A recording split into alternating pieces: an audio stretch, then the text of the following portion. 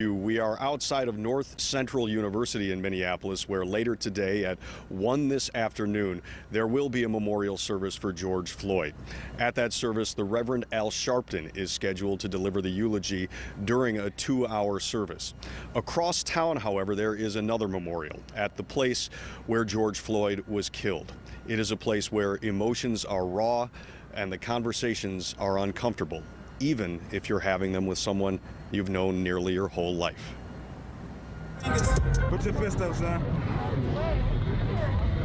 So, Chad, what is it like to be standing right here on the spot outside of Cub Foods at what is now a memorial for George Floyd? This man should be here right now. And I'm not about to skate around the issue. America has a racist problem. White Americans are born racist. That is not me being mean. That is not me calling names. That is the issue here. White privilege is a problem. And I say this because a lot of people are saying, oh, racism is such a bad issue. Police brutality is such a bad issue. Issues are political talking points. Problems have answers. This is a problem. That's a tough message for white people to hear, because people don't want to think of themselves that way. Everybody keeps skating around it, man. Everybody wants to keep talking about it's the issue, it's the issue. That's a political talking point. That's you skating the problem. So you and I have known each other for more than 30 years. We were talking about this off camera before we started. I've always tried to just treat people as people no matter what, but I never have really had to reckon with the idea that the system was built to benefit me, because that's just always the way it was.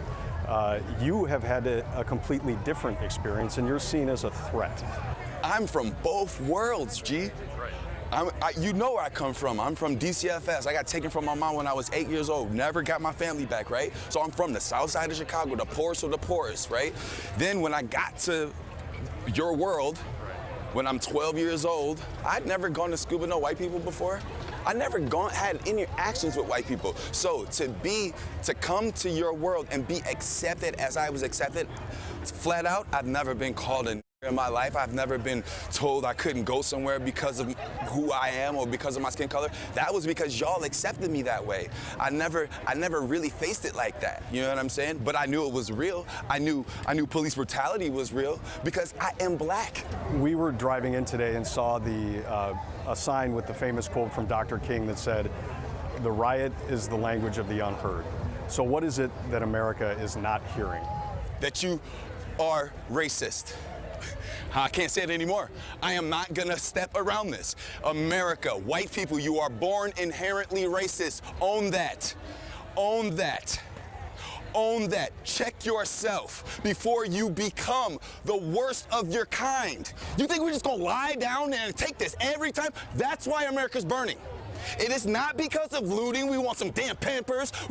No, it's because we're fed up. Again, you and I have known each other since we were little kids, and I don't think we've ever had a conversation like this. And that is to my everlasting shame that we don't discuss this enough. And I think one of the things that viewers will think after they see this is that was uncomfortable, but we need to be uncomfortable right now. I just want all of us to be good to each other, to feel good. Those are the thoughts of an ex-Chicagoan now transplanted here to Minneapolis.